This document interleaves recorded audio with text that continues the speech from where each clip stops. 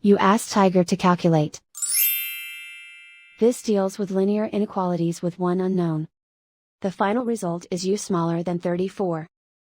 Let's solve it step by step. Swap sides.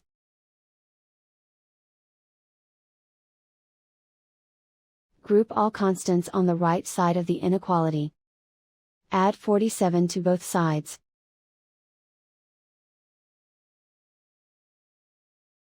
Group like terms.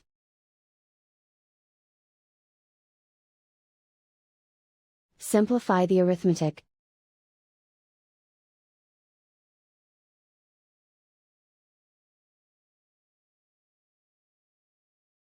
Convert the u into a positive number.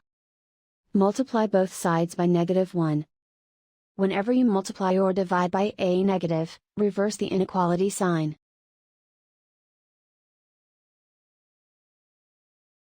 Remove the ones.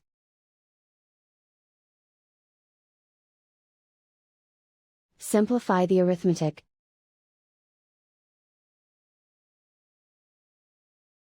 Plot the solution on a coordinate grid.